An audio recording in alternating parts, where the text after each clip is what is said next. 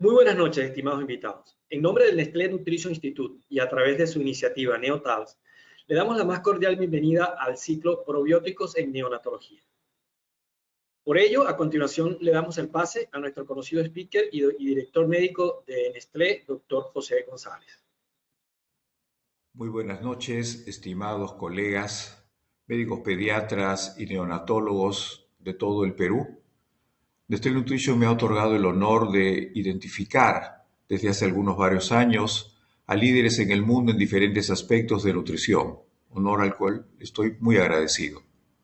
En esta oportunidad, el tema importante a desarrollar para ustedes, neonatólogos, será los riesgos del desarrollo de enterocolitis necrotizante y si efectivamente el empleo de probióticos pudieran ayudar a reducir estos riesgos. Para esto hemos invitado al profesor Nick Embleton. Nicolás Embleton es un médico pediatra neonatólogo que vive en Inglaterra, en la ciudad de Newcastle. Hace algunos meses lo identifiqué como un líder en este campo y decidimos invitarlo a participar con ustedes en esta conferencia. Él aceptó muy gustoso, es una persona muy amable y el desarrollo de la siguiente conferencia nos dará lugar a entender por qué es considerado uno de los líderes importantes en el mundo en el desarrollo de estas investigaciones. Newcastle, su centro base, establece una red de hospitales que manejan problemas de neonatología y, como no, prematuros. Han desarrollado diferentes protocolos que seguramente muchos de ustedes los conocen. Seguramente el más importante sobre el cual vamos a conversar el día de hoy es del por qué en Inglaterra está incluido el uso de probióticos en el manejo preventivo de la condición de enterocolitis necrotizante.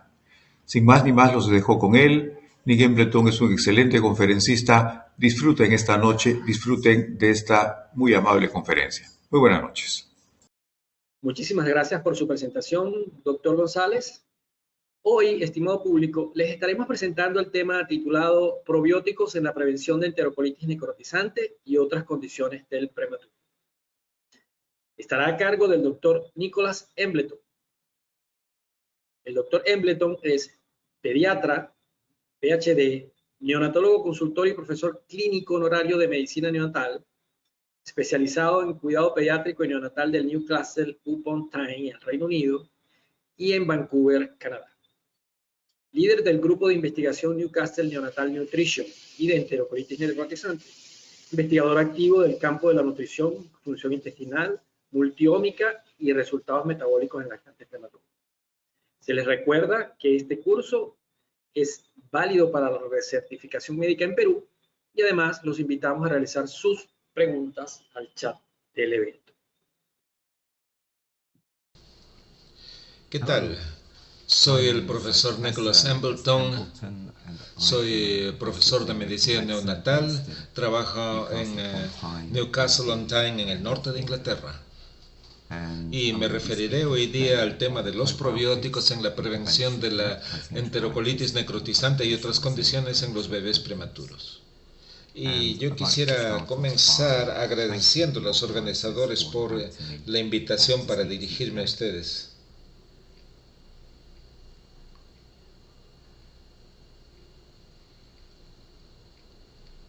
Y bien, entonces, para comenzar, este es un tema bastante complejo. Mucho de mi trabajo de investigación ha sido financiado por el Instituto Nacional para Investigación en Salud, el Consejo de Investigación Médica u organizaciones de caridad. He recibido también financiamiento institucional de la industria, tal como por Lacta Bioscience y Danone Early Life Nutrition. He aceptado honorarios por dar charlas para el Instituto de Nutrición de Nestlé, esto específicamente para esta charla, pero esto lo donaré a una organización de caridad. No tengo opciones, no tengo conflictos financieros con la industria, pero doy consejería no remunerada a la compañía Neobiomics, una compañía europea que comercializa un producto de probióticos. Entonces, dije que soy de Newcastle on Tyne, en el norte de Inglaterra. Vemos aquí esta ciudad tan hermosa que tenemos, con el río Tyne que la atraviesa. Somos famosos por una cerveza llamada Newcastle Brown Ale. Tenemos un equipo de fútbol, el Newcastle, que nunca ha ganado ningún campeonato de la liga, pero seguimos siendo apasionados hinchas de ese equipo. Y tenemos una campiña muy bonita con castillos de interés histórico. Desde el punto de vista de la investigación, he estado involucrado en muchos estudios randomizados y controlados a gran escala, colaborativos. Investigamos en nuestra unidad natal centrada en el microbioma y el metaboloma. Estamos muy interesados en la composición de la leche materna, particularmente el papel de la IgA y también las bacterias, los fagos, los virus. Hemos trabajado también con los oligosacáridos de la leche materna, los HMO. Y estamos dedicados también a la investigación en la enterocolitis necrotizante, inmunología, también los enteroides. Y trabajamos aquí con mi colega, con la doctora, en donde llevamos modelos de laboratorio que se toman a partir de células intestinales obtenidas tras cirugía de bebés prematuros, ¿no? Esto se requiere, pues, en el caso de la operación para la enterocolitis necrotizante, tomamos el consentimiento de los padres para tomar algo del tejido resecado y de cada porción de tejido que queda. Entonces estamos en capacidad de formar modelos en el laboratorio que representan entonces el tracto gastrointestinal de un bebé prematuro. Entonces, estamos hablando de investigación en los niños hasta la adultez temprana, cuando vemos la evolución metabólica, y trabajamos cercanamente con el Biobanco Neonatal del Norte, manejado por la doctora Janet Parent, la jefa de esta entidad. Trabajamos con muestras de heces, orina, sangre recuperada y leche materna, y otras muestras de tejido que colectamos con el consentimiento de los papás. Y ahora tenemos decenas de miles de muestras de más de 1000 bebés pretérmino. Entonces, estos son los antecedentes, la base en términos de mi programa de investigación y mis intereses en este trabajo. Por cierto, los probióticos son vistos como un componente de la nutrición. Sin embargo, hay que recordar que la nutrición es más que los nutrientes. Como neonatólogos nos centramos en la importancia de la ingesta de proteínas, micronutrientes, y también estamos cada vez más conscientes acerca de la importancia de lo que llamamos los componentes funcionales, los bionutrientes. Estos incluyen a los oligosacáridos de la leche materna, los HMO, factores de crecimiento, IgA, enzimas, etc. El siguiente componente de la nutrición son los microbios, y estos pueden ser microbios que están presentes en la leche materna o que son promovidos por la leche materna, y también el papel crítico de la unidad de cuidados intensivos neonatales y, como diremos hoy día, es el papel de los probióticos. Y el componente final nutricional que llamamos el técnico y relacionado con los aspectos sociales y del comportamiento. Esto es muy importante, ¿no? Estamos hablando de discusión de si alimentar en forma continua en bola, el contacto de la piel, aspectos sensoriales de la nutrición, el comportamiento del personal de salud hacia las mamás. Entonces, la nutrición es mucho más que los nutrientes. Y en los últimos 20 años, conforme hemos mejorado nuestras prácticas de nutrición, también hemos visto que la sobrevida en estos bebés también ha mejorado. No solamente la nutrición, pero la nutrición es un componente clave para tener estos mejores resultados. Conforme más bebés sobreviven y las necesidades nutricionales se hacen entonces cada vez más importantes y complejas.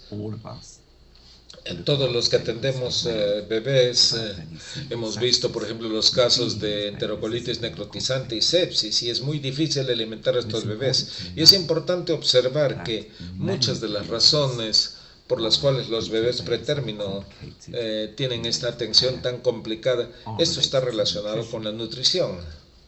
Entonces, la enfermedad pulmonar crónica, complicaciones neurológicas, sepsis y enterocolitis necrotizante están todos relacionados con la nutrición. Entonces, la salud intestinal está relacionada con estas morbilidades. Y conforme mejoramos entonces y ayudar a estos bebés a sobrevivir, la importancia de la nutrición y de la salud microbiana aumenta definitivamente.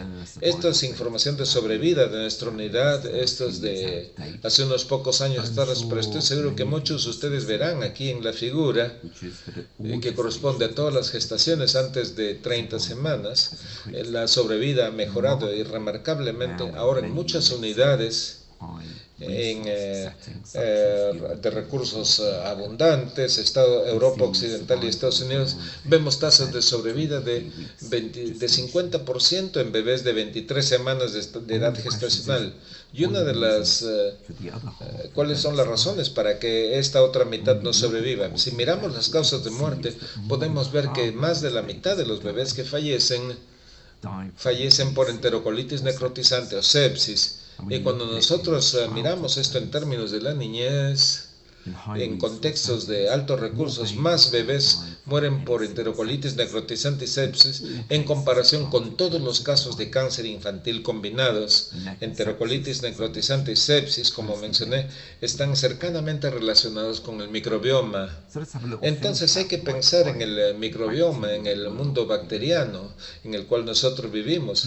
Aquí presento, por ejemplo, a partir de una publicación, toda la vida en este planeta, en el planeta Tierra, como un mes de 30 días, donde un día equivale a 150 millones de años. Entonces, en los primeros milenios no hay formas de vida en el planeta. Luego se desarrollan las células procarióticas y eucarióticas.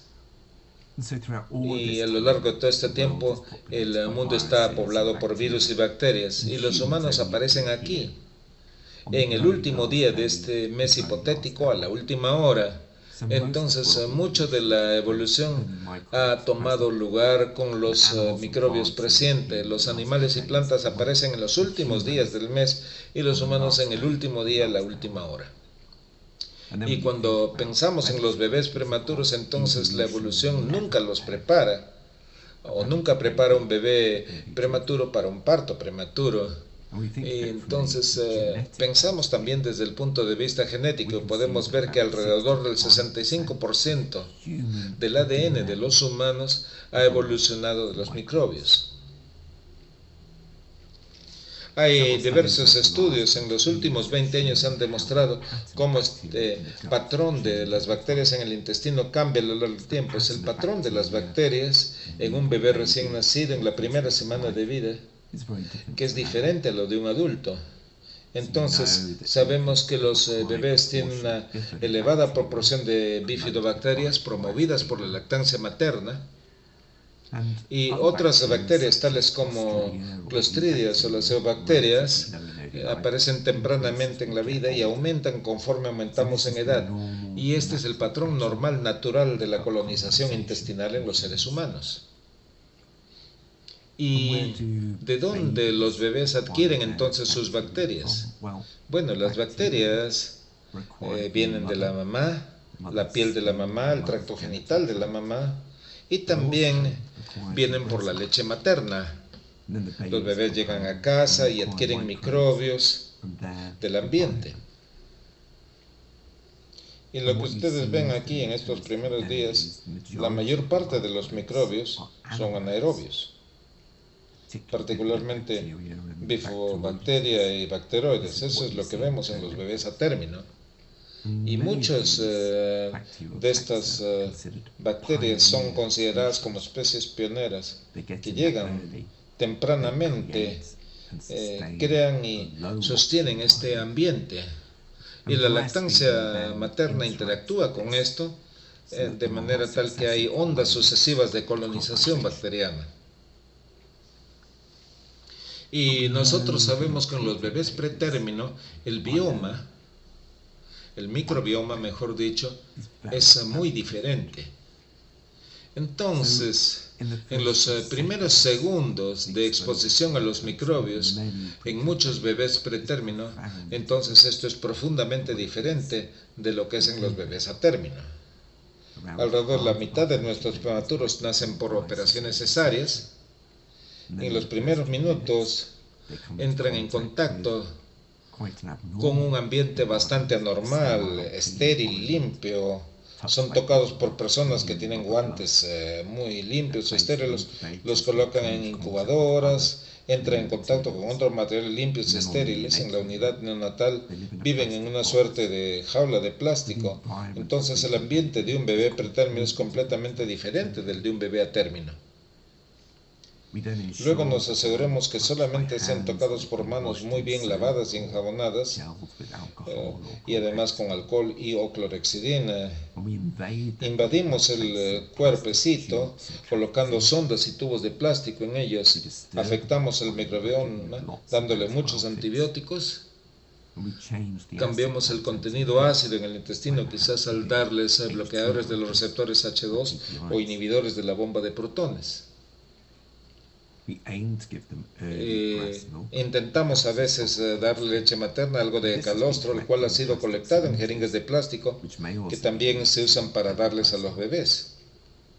Le damos la leche materna que ha sido extraída y almacenada en botellas de plástico o quizás en tacitas, o tenemos leche de donantes que ha sido congelada y pasteurizada. Entonces no es sorprendente que el microbioma de un bebé pretérmino sea completamente diferente del de un bebé a término. Y si nosotros hacemos la pregunta, ¿cuál es el microbioma ideal de un bebé pretérmino? Realmente no lo sabemos. No podemos asumir de lo que es saludable en un bebé a término sea necesariamente bueno para un bebé pretérmino. Entonces podemos estudiar esto, podemos hablar de los diferentes patrones, pero realmente no sabemos cuál es la estructura óptima de la comunidad para estas bacterias. Y podemos pensar en la evolución humana y en la existencia humana como una suerte de nudo de guerra, en donde por un lado tenemos el manejo de los microbios beneficiosos y por otro lado la idea es excluir a los microbios dañinos. Necesitamos a los microbios en el intestino, en la existencia humana normal, pero no queremos que seamos colonizados por estas estructuras patogénicas, ¿no? Tales como la E. coli. Entonces, este es el principal reto para la existencia humana. Y luego hay que conocer el reto para los bebés recién nacidos. Por un lado, deben establecer tolerancia para las bacterias buenas, tales como el Bifidobacterium, pero por otro lado, activar la inmunidad que produce la inmunoglobulina A para excluir patógenos tales como la E. coli. Y podríamos hacernos la pregunta entonces, ¿cómo un infante nacido 24 semanas de gestación sabe quiénes son los chicos buenos y quiénes son los chicos malos? Años atrás, cuando comencé mi investigación, asumí que la alimentación era simplemente dar los nutrientes al fluido. A lo largo de este tubo largo llamado el tracto gastrointestinal se extrae el fluido y los nutrientes, entonces pensé que la leche era puro fluido. Y al final del tubo digestivo producimos los productos de desecho, y eso es lo que yo solía pensar, y que todo eso solamente era la nutrición. Conforme hemos aprendido en los últimos 20 años, es que la leche materna es parte de la vía de señalización bioquímica materna regulada en el desarrollo, produciendo muchos metabolitos que controlan múltiples procesos en el organismo. Y nuestro equipo de investigación está centrado en el papel de los metabolitos, las interacciones inmunes, los microbios en los bebés prematuros. Entonces la idea es enfatizar que la nutrición es más que los nutrientes y la leche materna es más que los alimentos. Dentro del intestino, las interacciones continúan teniendo lugar entre los microbios, los nutrientes y el sistema inmune. Y esto es cierto para ustedes y yo hoy en día, al igual que es cierto para los bebés en nuestras unidades. Y esta interacción cambia a lo largo del curso de la vida, de manera tal que hay un patrón saludable, una interacción saludable en las personas sanas. Esto es diferente a lo que se ve en un bebé. Y podemos conceptualizar y que la enterocolitis necrotizante es una ruptura en las interacciones entre estos tres elementos. Y lo que nosotros sabemos es que la enterocolitis necrotizante no es una enfermedad aislada, sino que probablemente es el resultado final de diversas patologías diferentes y fundamentalmente estas patologías incluyen a la salud epitelial, los niveles de inflamación en el intestino, potencialmente la isquemia por el compromiso del riego sanguíneo. Y cuando miramos más en profundo, podemos pensar en los microbios en el lumen intestinal separados del sistema inmune intestinal por una sola capa, los enterocitos. Y hay interacción con los enterocitos, las células dendríticas, las bacterias que ingresan y salen, atraviesan la lámina propia, interactúan con los linfocitos T, y luego hay una interacción entre el sistema inmune intestinal y el sistema inmune sistémico, y esta relación es bastante complicada. Aquí tenemos un diagrama simplificado de lo que hemos publicado en uno de nuestros artículos recientes, explicando el papel crítico de los receptores en la superficie de las células como TL4 y otros receptores y la interacción que tiene lugar en la lámina propia con los linfocitos T reguladores. Entonces, ¿cómo funcionan las bacterias intestinales? ¿Cuáles son los factores o mecanismos de esta comunicación cruzada? ¿Y cómo actúan los probióticos y reducen el riesgo de enterocolitis necrotizante? Sabemos que las bacterias intestinales, los probióticos, liberan compuestos bioactivos. Estos pueden ser proinflamatorios o antiinflamatorios. Sabemos que las bacterias pueden reforzar la barrera intestinal, pero igualmente los patógenos pueden dañar la barrera intestinal y luego así se modularía la función de las células epiteliales, su funcionamiento. Algunas de las bacterias se translocan hacia la lámina propia donde pueden interactuar con elementos inmunes, por ejemplo los linfocitos T regulatorios, los patógenos pueden translocar y causar enfermedad. Pero también hay evidencia que los probióticos, por ejemplo, pueden estimular la producción de inmunoglobulina A. La enterocolitis necrotizante, como ustedes saben, es una enfermedad terrible. Desafortunadamente, es un término patológico que se aplica a un síndrome clínico. Y dependiendo de la unidad en donde trabaja, la NEC afecta más o menos a un 10% de los bebés nacidos a menos de 28 semanas de gestación. Tiene una etiología multifactorial y no hay una prueba diagnóstica única para esta condición. Es importante saber que ataca sin aviso. Un 50% que tienen enterocolitis necrotizante confirmada tienen enfermedad seria que requiere cirugía, y 50% de los que van a cirugía van a morir, y muchos de los sobrevivientes van a tener intestino corto de por vida y deterioro cognitivo. Y el temor de la enterocolitis necrotizante domina las prácticas de alimentación en estos bebés pretérmino. Entonces, pensando en el espectro de la salud intestinal, y esto se presenta como el iceberg, donde la enterocolitis necrotizante es la punta del iceberg, y lo que nosotros no vemos es todo lo que sucede debajo de la superficie. Y la diferencia está en la microbiota. Hay bastante disbiosis o un patrón de disbiosis en comparación con un patrón rico y estable. Algunos bebés con niveles elevados de inflamación intestinal, algunos tienen pobre salud metabólica o epitelial, y este es un proceso muy complejo, y mucho de esto tiene lugar sin que estemos en capacidad de verlo. No tenemos ninguna ventana en el tracto gastrointestinal. Tomamos imágenes de rayos X, pero no nos dicen gran cosa acerca de lo que está pasando a nivel tisular. Entonces, la enterocolitis necrotizante es el ejemplo más visible de la disbiosis, y debemos considerar entonces la continuidad de la salud intestinal que sucede debajo de la superficie del agua en términos de la disbiosis, inflamación, tolerancia al alimento, crecimiento, y nos estamos concentrando aquí en esta condición. Por ejemplo, tenemos la piel, donde tenemos patrones diferentes de microbiota. Entonces la idea es como navegar en la oscuridad. Y todos los bebés pretérminos son disbióticos, tienen falta de diversidad, no tienen bifidobacteria, tienen mucho más la presencia de patógenos como Enterobacter. Y el patrón que vemos en estos bebés antes de desarrollar enterocolitis necrotizante es un poco como una versión más extrema de esta disbiosis. Es importante recordar que los microbios tienen efectos funcionales y que los problemas asociados con la disbiosis se deben a cambios en los metabolitos producidos por la bacteria, no simplemente las bacterias en sí. Entonces, aquí tenemos una gráfica que nos muestra los diversos factores que pueden ser importantes en el desarrollo de la enterocolitis necrotizante.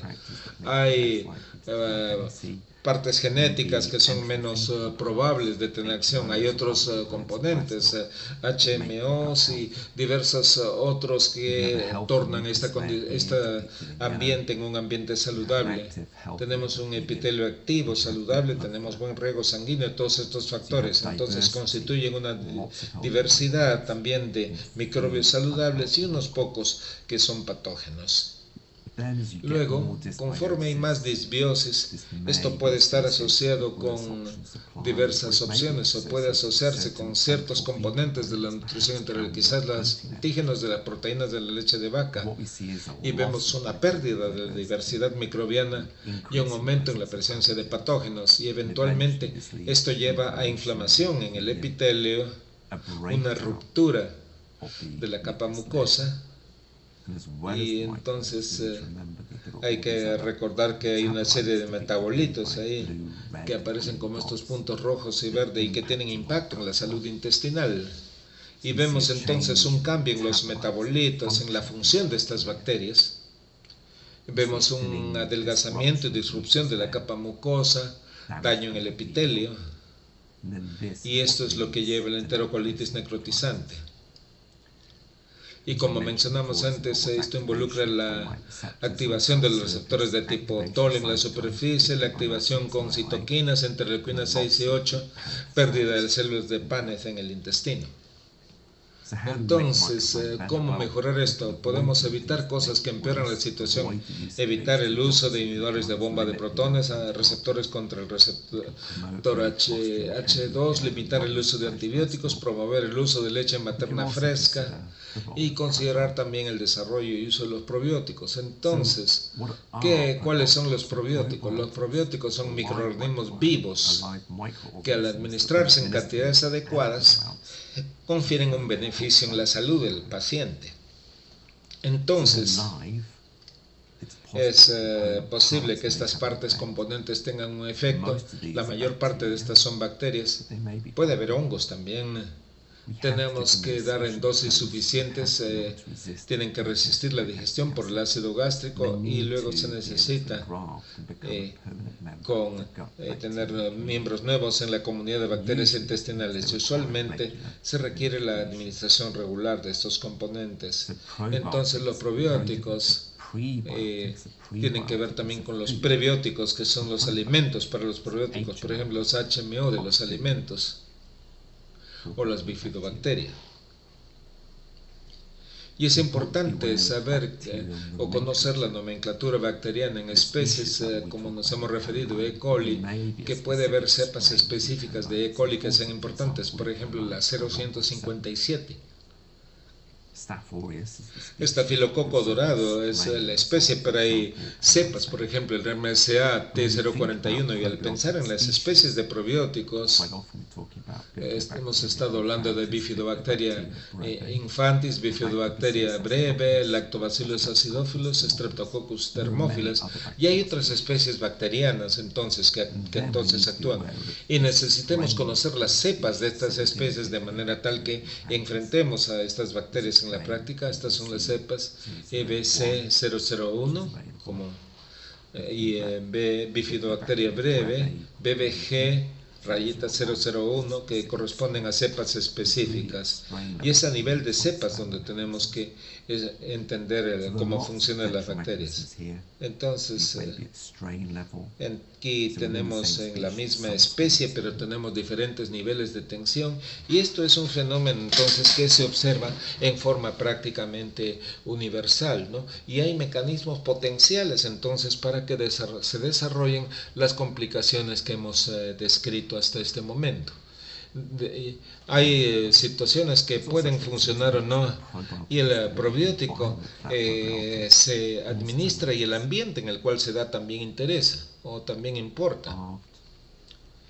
Este es un bebé que es alimentado con fórmula y otro con leche materna, y hay un efecto diferente definitivamente. Y hay ciertos mecanismos que son comunes para muchos probióticos. Estos incluyen la resistencia, la colonización, producción de ácidos grasos de cadena corta, la regulación del tránsito intestinal, la exclusión de patógenos y la renovación de los enterocitos. Hay otros efectos que son bastante comunes a nivel de las especies, por ejemplo, síntesis de vitaminas, el metabolismo de las sales biliares, y también efectos raros que solamente en contadas cepas, ¿no? Con efectos inmunológicos, endocrinológicos y neurológicos.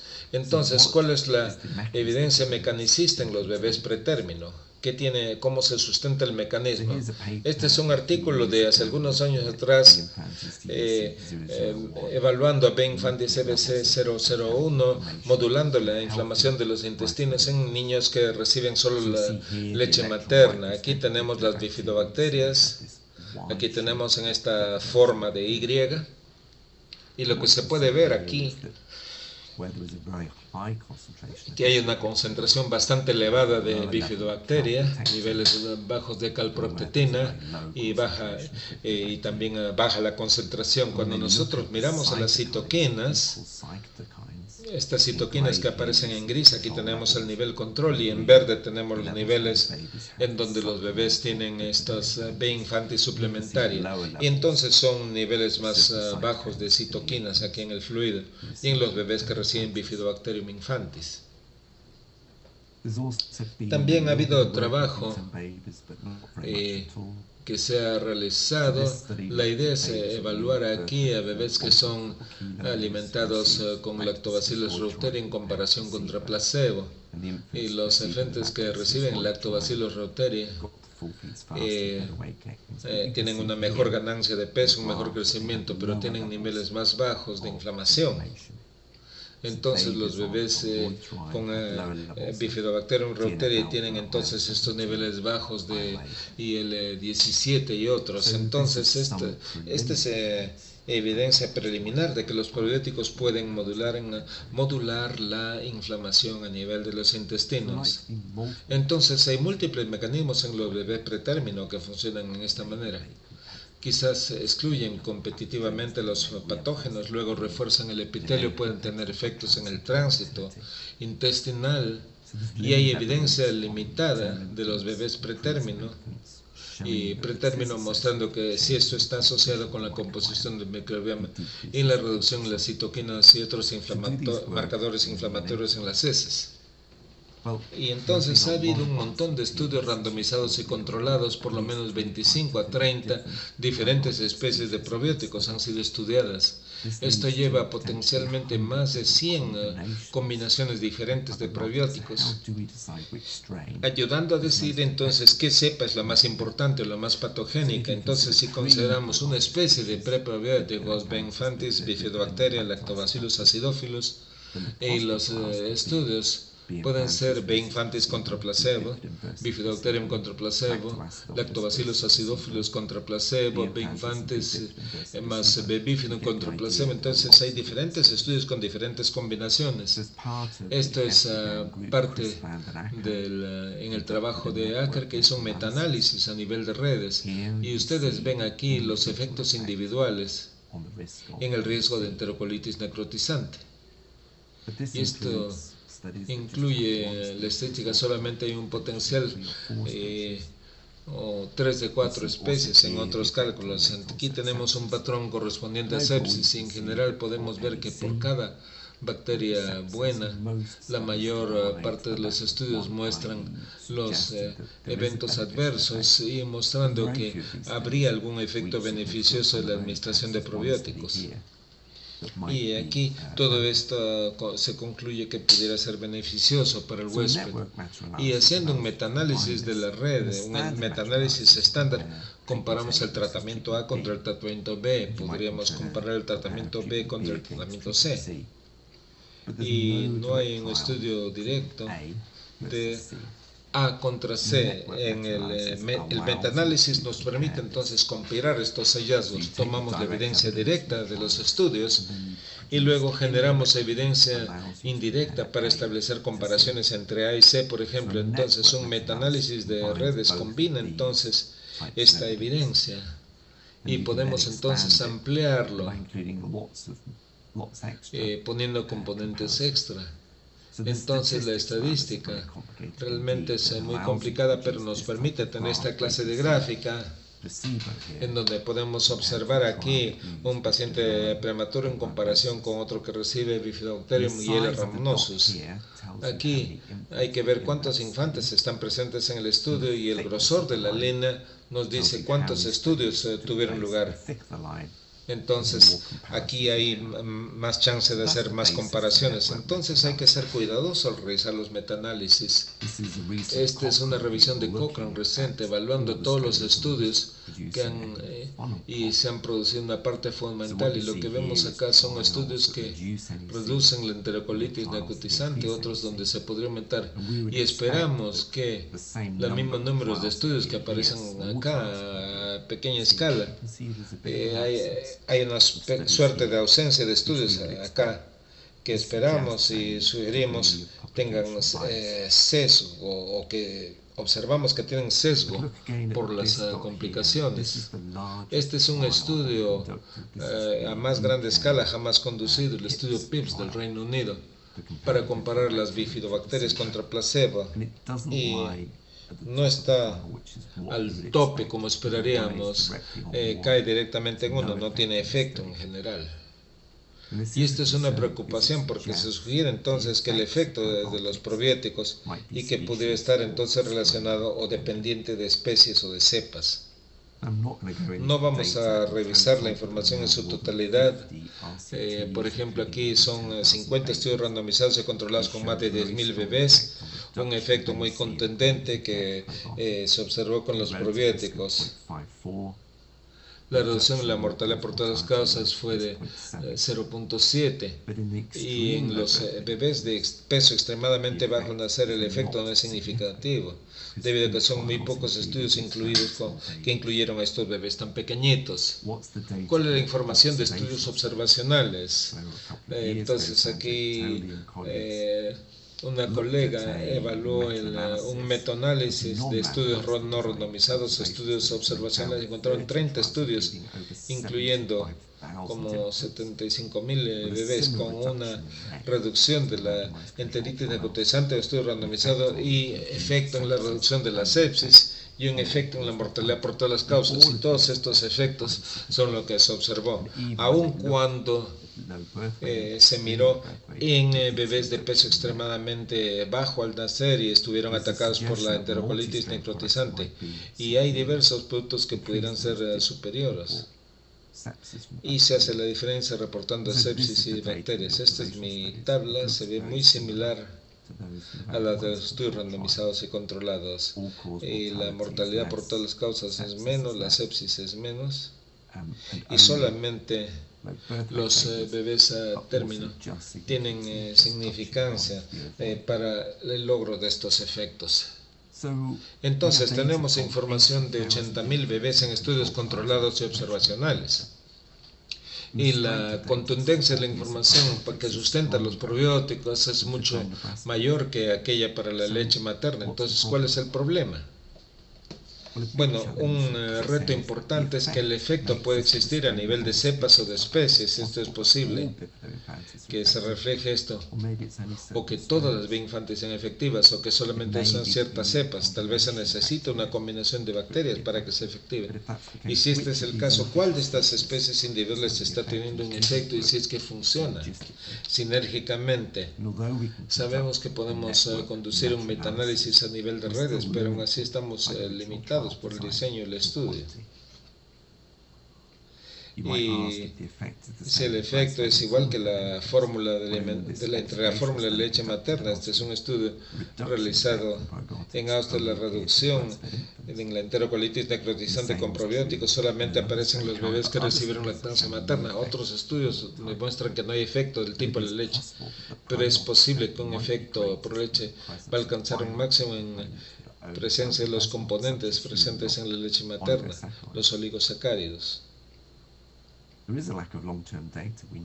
Entonces, la idea es ver cómo estos probióticos pueden tener entonces efectos a largo plazo. Hay unos estudios que han explorado, por ejemplo, una serie de hechos, incluyendo la alergia, y se ha observado que deben considerarse esto en el contexto de menos enterocolitis necrotizante. Entonces realmente se reduce el daño con este tratamiento de probióticos. En el caso de la sepsis con probióticos tales como la Bifidobacterium, hay reportes de sepsis no fatal. Los bebés algunos se complican bastante, y la idea es cómo detectar la presencia de contaminantes o de sepsis a partir de los probióticos. Entonces hay que conocer también hongos y que pueden contaminar los productos de probióticos. Entonces es importante utilizar un producto de alta calidad. Falta información de estudios randomizados y controlados en estos bebés más pequeños, pero es lógico observar que también vamos a ver esto en diferentes grupos de edad de bebés, ya que la enterocolitis necrotizante no es una enfermedad sola. Entonces, una NEC en un bebé de 24 semanas de gestación en comparación con uno de 28 semanas que desarrolla después de 5 semanas. Y los mecanismos son completamente diferentes en estos bebés, y el beneficio de los probióticos también sería diferente. Este es un artículo de la ESPGHAN mostrando los requerimientos, señalando los productos que resisten la digestión por los ácidos biliares e intestinales y que estén libres de contaminación. Pero vemos también desviaciones de lo que dice el rótulo del producto, y hay cepas que son clasificadas erróneamente y que puede haber contaminación del material. Entonces hay necesidad urgente de mejorar la calidad. Y cuando este grupo evaluó lo que sí señalaba el rótulo y ver si era igual, 1 de cada 16 productos comerciales tenía las mismas cepas, y esto pudiera ser diferente. Entonces, algunos de estos pueden tener acción de patógenos potenciales. Entonces aquí se puede demostrar la presencia de beneficios en la salud. Los procesos de manufactura pueden ser también importantes, y la recomendación de que el producto tiene que identificarse a nivel de cepas, y productos como medicamentos como los probióticos requieren estudios clínicos rigurosos, necesitan control de calidad sistemático, se necesita tener estandarización por los laboratorios para conducir este tipo de trabajos. Entonces, ¿cuál es lo cierto? Lo cierto con los probióticos es que sabemos que reducen la enterocolitis necrotizante, mejoran la tolerancia a los alimentos, pero las especies y las cepas no son equivalentes. El perfil de seguridad es improbable que cambie con más estudios randomizados y controlados, pero podría ser mejor la identificación. Sin embargo, el aseguramiento y control de la calidad son inadecuados en la mayoría de los productos. Otras incertidumbres: ¿qué cepa dosis debemos utilizar y cuándo? ¿Tenemos que comenzar el primer día de vida o esperar que los niños tengan algo de leche materna? Los estudios a realizar podrían ser controlados con placebo en agrupamientos de pacientes. Las UCI neonatales tienen contaminación cruzada. Estudio controlado con placebo no nos ayudaría gran cosa, ¿no? Y hay que tener en cuenta los diferentes parámetros de seguridad. Aquí hay 3 declaraciones que favorecen los probióticos y que yo creo que son incorrectas. Hay gente que dice que más estudios es antiético. Hay gente que no está de acuerdo con esto, ¿no? señalan el riesgo y efectos en la población. Las personas dicen que es simple y seguro utilizar un producto comercial, pero no creo que esto sea cierto. Hay muertes por productos contaminados y la falta de regulación nos expone a nosotros los médicos. Hay personas que dicen, este producto funciona, pero sabemos que el control de calidad puede ser subóptimo y que la funcionalidad puede cambiar también de acuerdo con los lotes que se transporten. Y aquí están las afirmaciones incorrectas. La gente que no está de acuerdo con el uso de probióticos dicen no se puede confiar en un metaanálisis. Entonces, muchos estudios son de gran calidad, así como hay muchos estudios que realmente no pasan de la primera etapa. Entonces se necesitan estudios a mayor escala para asegurar la seguridad. Y si queremos seguimiento a largo plazo, ¿cuánto tiempo esperar también en esta población? ¿5, 10, 15 años? Las personas dicen que no deberíamos utilizarla hasta que haya regulación, pero muchos países tienen acceso. Podemos estar esperando por años, balanceando la probabilidad para ver quién causa más beneficio antes que daño. Entonces mi opinión es que no conocemos cuál es la dosis y la cepa óptimas, pero la información parece ser convincente y no sería sensato negarles a los padres la opción y la seguridad del producto como no está disponible. Entonces estas son cosas necesarias y creo que un producto con múltiples cepas podría dar la mejor probabilidad de eficacia. ¿Y qué pueden hacer ustedes para ayudar? Se necesita que ayuden en la investigación, necesitamos cada vez más datos, necesitamos colaborar mejor formas de utilizar la información clínica, evitar el exceso de juicios, necesitamos educar las autoridades de regulación, las agencias financiadoras y diversas instituciones.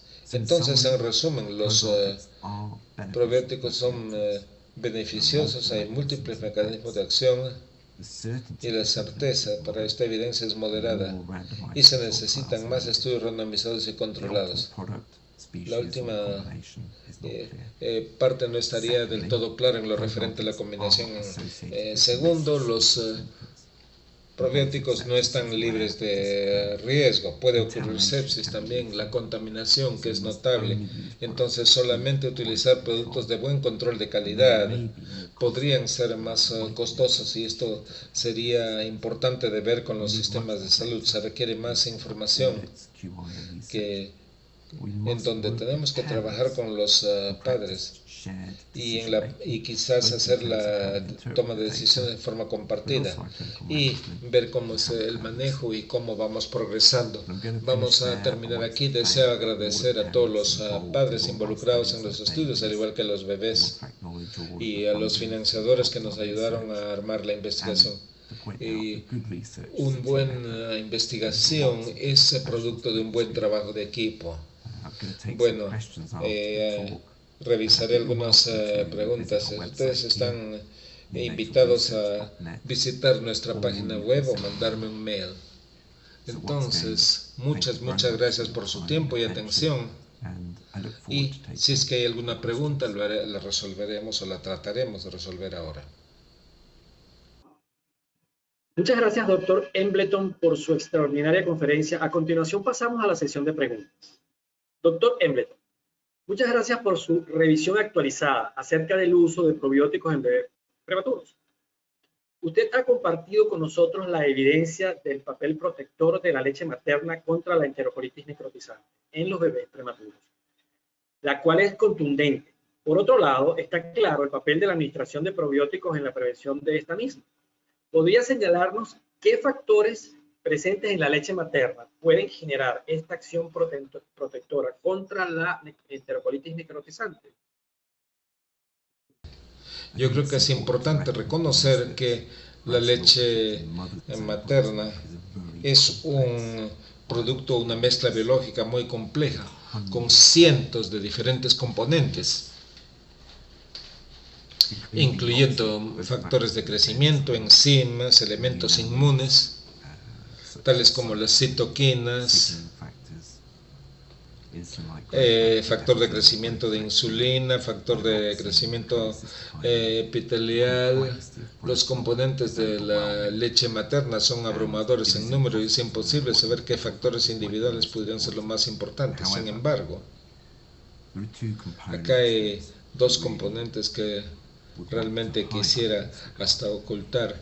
El primero es la IgA secretoria. Nosotros sabemos que esta tiene un papel importante en unir a los patógenos, a reunir a los patógenos en el intestino y evitar que se adhieran al epitelio, translocándose. Nosotros sabemos que los niveles de IgA en algunas personas pueden estar alterados o pueden estar presentes sin importar los otros desenlaces.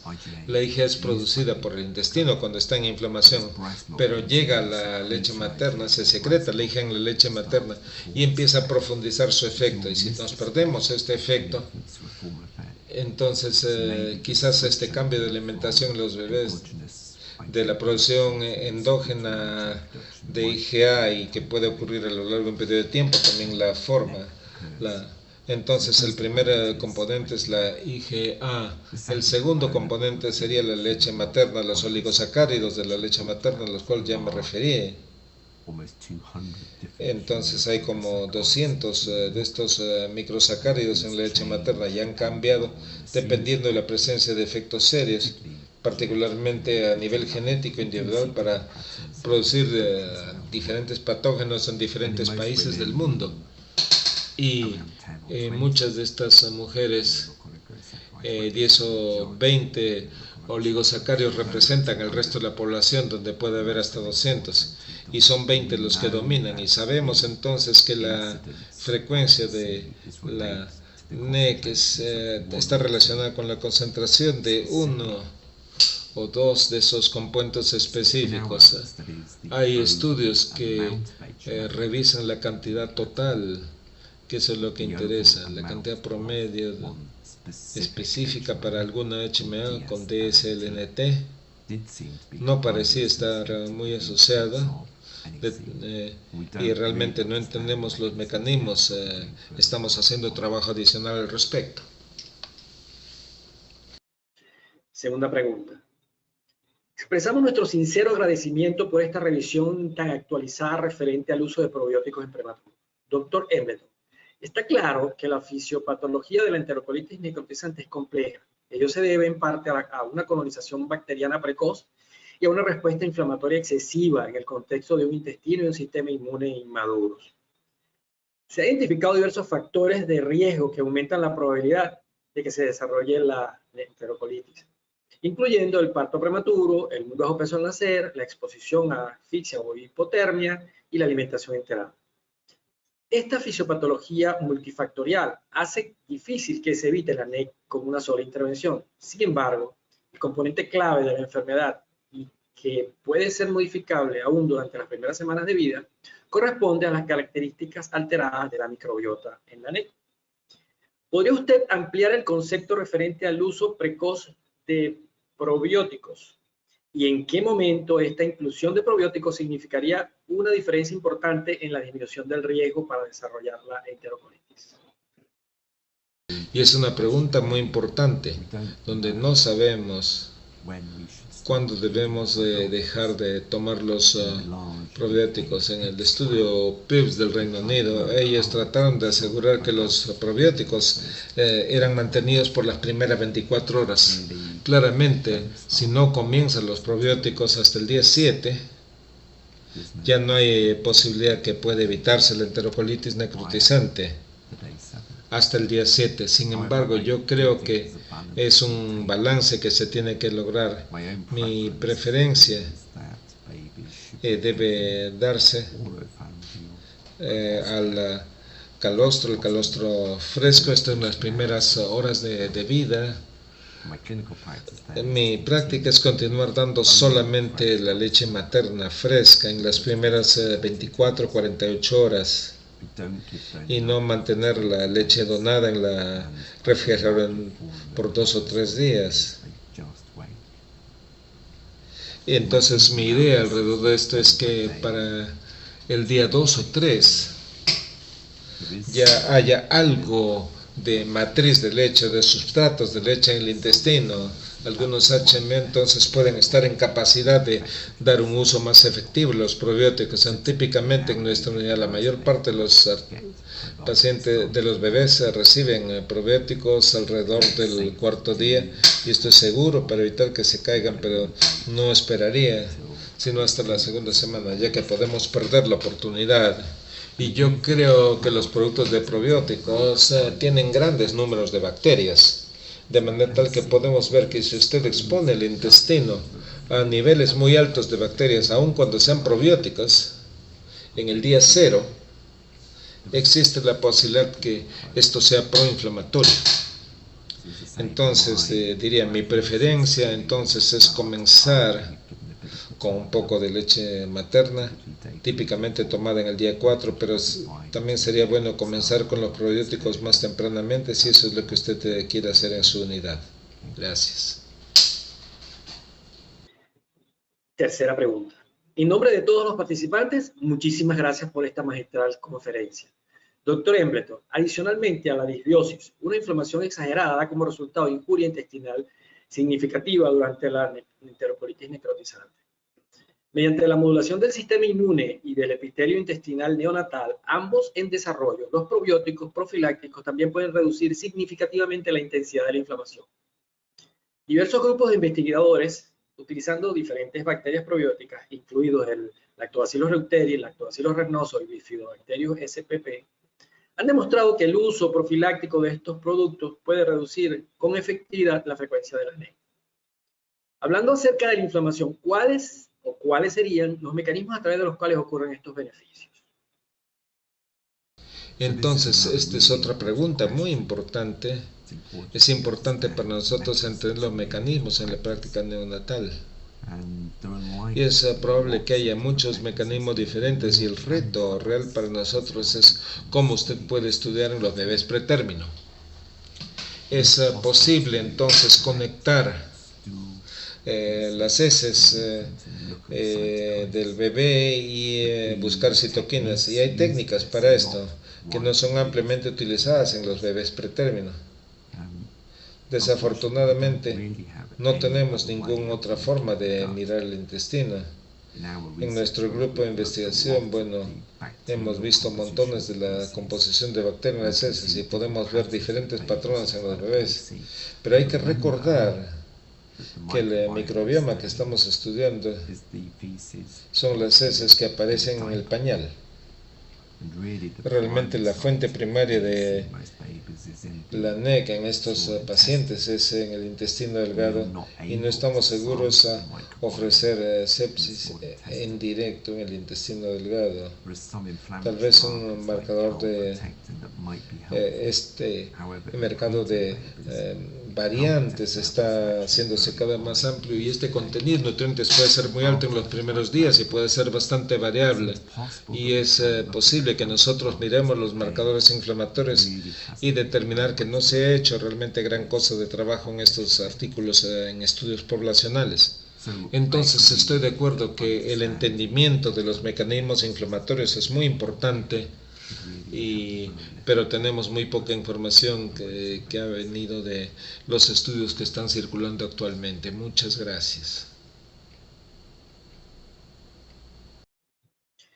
Un agradecimiento final a nuestro público, recordándoles que esta conferencia está grabada y disponible para los médicos participantes, y les estaremos informando con antelación nuestros siguientes eventos NeoTalk.